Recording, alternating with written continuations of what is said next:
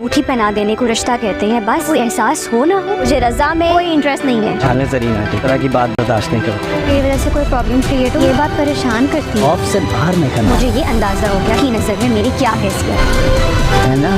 Hello friend, गुड़िया हमदान के रवैये को लेकर बहुत परेशान होगी और उसे ये समझ आ जाएगा कि हमदान को इससे कोई ख़ास दिलचस्पी नहीं थी।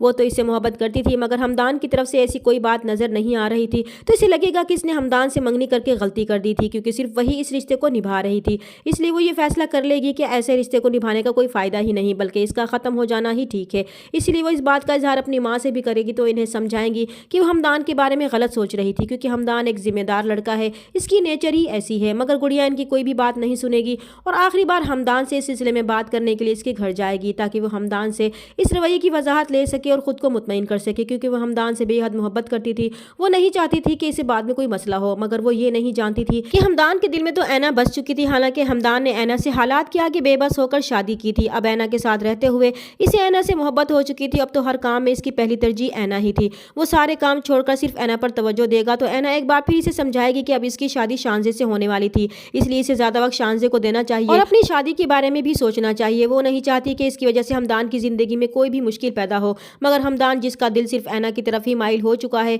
वो इसे साफ साफ कहेगा कि इसे इसके लिए परेशान होने की कोई ज़रूरत नहीं, क्योंकि वो इसी की जिम्मेदारी है।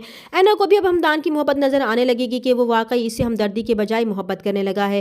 दूसरी तरफ रज़ा की मंगेतर रज़ा की बहुत बेइज्जती करेगी और अपनी माँ को भी खातिर में नहीं लाएगी और साफ साफ शादी से इनकार कर देगी, तो रज़ा को बहुत बुरा लगेगा। मगर इसकी माँ इसे समझाएगी कि वो इन सारी बातों को भूलकर अपना रिश्ता निभाने की कोशिश करे। मगर रज़ा अपनी इंसल्ट को भूल नहीं पा रहा था, लेकिन सिर्फ अपनी माँ की खातिर वो इस रिश्ते को चांस देगा, क्योंकि वो नहीं चाहती थी कि इनकी बिजनेस डील इस रिश्ते की वजह से ख़राब हो जाए। दूसरी तरफ जब रज़ा ऐना को काफ़ी अरसे बाद कराची में देखेगा तो बहुत हैरान होगा कि ऐना यहाँ क्या कर रही थी, इसलिए वो ऐना के बारे में जानने की कोशिश करेगा। तो इस पर यह इंकशाफ होगा कि हमदान ने ऐना से शादी कर ली थी और ये बात सबसे छुपा कर अब वो गुड़िया से शादी करने वाला है, तो इसे बहुत गुस्सा आएगा और वो ऐन शादी के दिन ये सारा भांडा फोड़ देगा और इस तरह रज़ा के किए की सज़ा गुड़िया को मिलने वाली थी। चैनल पर नए हैं तो प्लीज़ चैनल को सब्सक्राइब कर दें। मिलते हैं नेक्स्ट वीडियो में, तब तक के लिए अल्लाह हाफिज़।